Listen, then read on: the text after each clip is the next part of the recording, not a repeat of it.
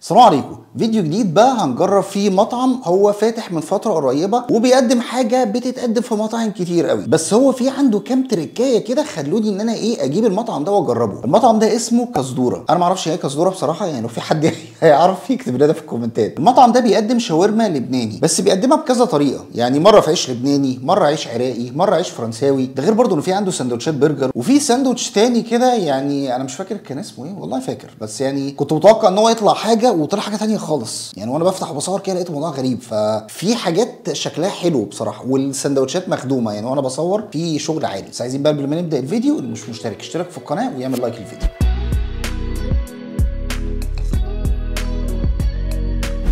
طيب ادي المطعم. هما يبان ان هما كيسين صغيرين بس جواهم كذا حاجه يعني. خلينا نبدا باول حاجه. ماشي، خلينا نبدا بالساندوتش ده هنا. وهنا كاتب لك عليه طاووق. ده هنا بكام؟ ده ب 75 جنيه شامل الضريبه. خلينا هو ده يعتبر هنا ساندوتش عادي، يعني لسه في حاجات تانية فيها اختراعات. انا بس قلت ابدا بحاجه عاديه كده نسخن الدنيا. هو ساندوتش محترم الصراحه، محترم، والعيش اللبناني متحمص كده، لا في شغل عالي، وطبقه العيش نفسها رفيعه قوي. خلينا نقسمه نص كده ونشوف. انا شايف فيه خيار مخلل وفيه بصل، والفراخ مش عارف بقى دي بطاطس ولا ايه، مش عارف. طب خلينا ندوق ونشوف كده. طيب هو انا تقريبا اول مره اجرب الشيش طاووق اللبناني، فما اعرفش هل طبيعي ان هم بيحطوا بطاطس مع الشيش طاووق ولا لا. يعني البطاطس دي لو كان جابها لي بره الساندوتش كان هيبقى احسن شويه. قطع الفراخ نفسها حلوه جدا، هي معموله من وراك، هي طريه جدا وتتبيلتها حلوه مع الخيار المخلل، كل ده جامد. العيش برده حلو قوي، يعني العيش هنا الميزه هو مش حاطط طبقات عيش كتير، لا طبقات العيش قليله، فانت بتحس على طول بالمكونات. انا بالنسبه لي بس احب ان البطاطس تبقى بره الساندوتش، يعني برده في الاول وفي الاخر هي اذواق، بس ممكن يكون الناس اللي في لبنان متعودين على كده يعني. طيب فراخ طعمها حلو، بدايه كويسه، ساندوتش لطيف حلو. خلينا بقى نخش على بعده. في ده هنا ساندوتش برجر، بس مش دلوقتي. نخش على الفته. جايب لك هنا برضو مناديل وشوكه. طيب نشوف بقى فتة الشاورما دي هنا فتة شاورما لحمه. سعرها كام؟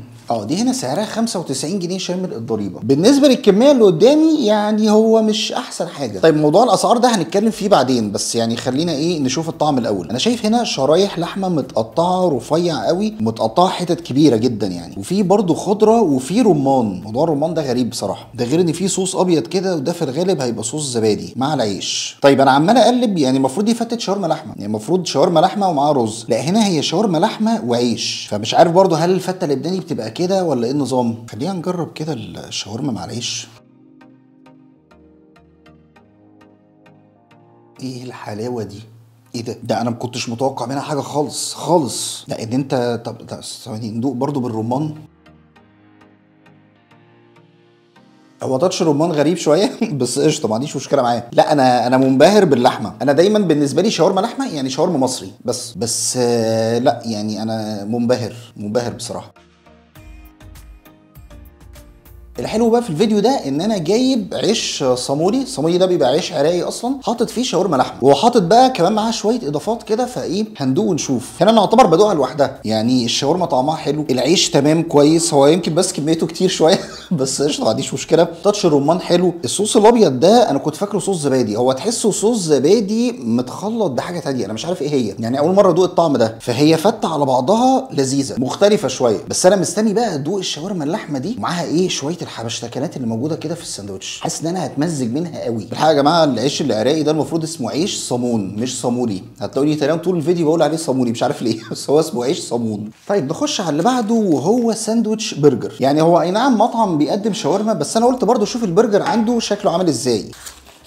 هو بس مبدئيا العيش هو لحد دلوقتي مش مفرول مش متبهدل، بس شكله مش الطف حاجه يعني. ساندوتش البيف برجر ده عامل 99 جنيه شامل الضريبه. هو عباره عن شويه بطاطس من فوق كده، ومعاهم خيار مخلل وكول سلو، وتحت شريحه البرجر. خلينا نقطعه نصين كده.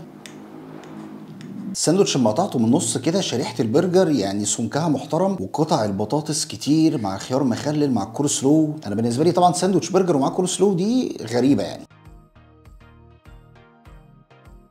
العيش هنا شكله ما كانش يطمن، بس يعني لا العيش متماسك فريش ما بيفرولش، الدنيا تمام. قطعه البرجر برضو البهارات بتاعتها كويسه، انت حاسس بطعم اللحمه، ما تحسش ان هي كلها فول صويا والكلام ده. بس هنا مشكله الساندوتش الكبيره معايا ان في كميه بطاطس كتير جدا، يعني كميه البطاطس اصلا مغطيه على طعم اللحمه. يعني في ساندوتش شيش طاووق البطاطس كانت موجوده كانت قليله، فانا حاسس بطعم الفراخ. هنا كميه بطاطس مش طبيعيه ومغطيه حتى كمان على طعم الكول سلو والخيار مخلل. يعني انا حاسس انا قاعد عمال اكل ساندوتش بطاطس. فيعني لو يقللوا البطاطس عن كده حبه حلوين، لا الساندوتش ده هيظبط شويه. برده مش هيبقى ساندوتش البرجر الواو يعني، مش للدرجه، بس هيبقى ساندوتش لطيف. وفكره برده الكول سلو مع البرجر عجبتني، يعني الكول سلو هنا طعمه حلو قوي. طيب نخش بقى الكيس اللي بعده، شوف بقى ده كده.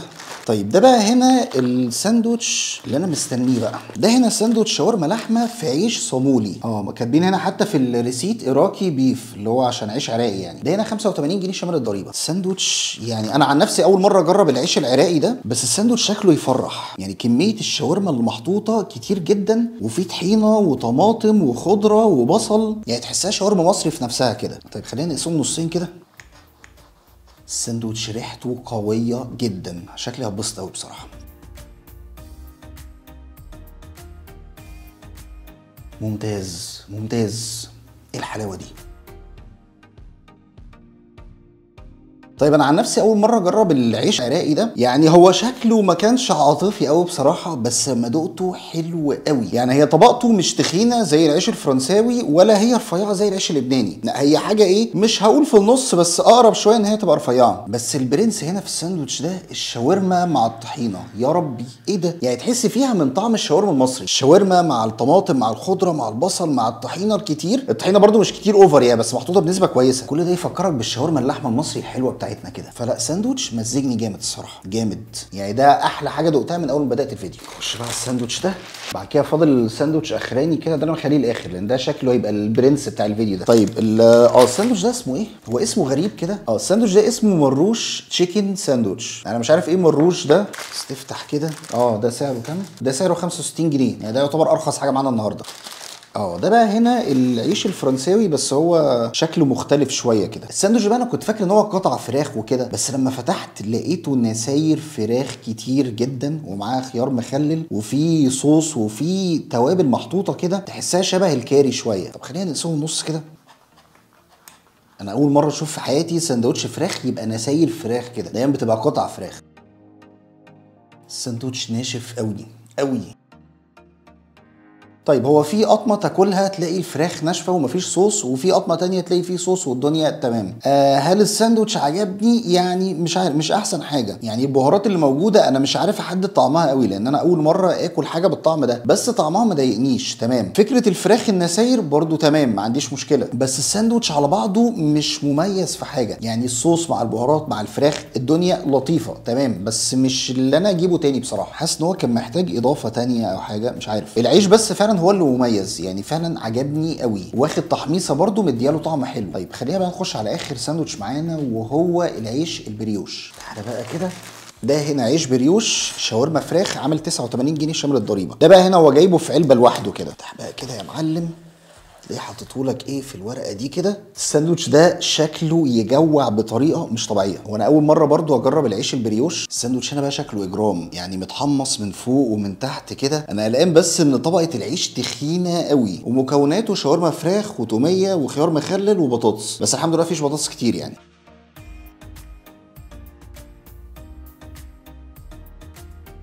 طيب العيش البريوش ده من بره يبان ان هو تخين قوي، لكن طبقه العيش من جوه بقى مش تخينه كده خالص. يعني شايفين السمك ده ده سمك كبير جدا جوه العيش، لا مش كده. يعني تحس ان هم فضوا الحته دي من جوه العيش كده، فالطبقه اللي جوه رفيعه مش تخينه خالص، اللي على الاطراف بس هي اللي تخينه. العيش نفسه لطيف مش وحش، بس ما ابهرنيش. يعني العيش الصامون ده هو اللي ابهرني فعلا. شرايح شاورما الفراخ هنا هي كبيره شويه، تتبيلتها عاديه مش وحشه ومش واو، يعني ما فيهاش حاجه مميزه. خيار مخلل توميه مع بطاطس قليله، كل ده تمام. بس يعني الشاورما الفراخ مش حلوه عندهم زي اللحمه. هي مش وحشه، بس لا اللحمه كانت فعلا حلوه قوي. لكن الفراخ عاديه جدا. والعيش برده ما ابهرنيش زي عيش الصامون، لا عيش الصامون فعلا كان طري كده وحلو. ده هو مش ناشف هنا بس مش عارف يعني عيش الصامون عجبني اكتر، مع ان العيش البريوش ده شكله مغري اكتر بكتير من عيش الصامون. هو اللي مميز قوي هنا كوكتيل الصوص اللي محطوط غير التوميه، بس غير كده ساندوتش عادي مش مميز في اي حاجه. طيب خليني اشيل الكلام ده قدامي واقول لكم ملخص التجربه. طيب والله كانت تجربه لذيذه. يعني انا عن نفسي اول مره اجرب الشاورما اللبناني ما كنتش اعرف ان هي هتعجبني قوي كده. يعني انا كنت متخيل ان الشاورما الفراخ هتبقى مميزه اكتر بكتير من شاورما اللحمه، العكس هو اللي حصل. وخصوصا في عيش الصامون ده مع الطماطم مع الخضره مع الطحينه، يعني نسخه كده من الشاورما المصري. بس الفكره ان هو حاطط لك شرايح شاورما كبيره مش متقطعه صغير زي المصري. طيب بالنسبه لي ايه اكتر حاجات عجبتني؟ يعني انا لو هرشح لكم حاجه من المطعم ده، وده برده ذوقي الشخصي، اكتر حاجه عجبتني هي شاورما اللحمه. عايزين بقى تجيبوها في فته،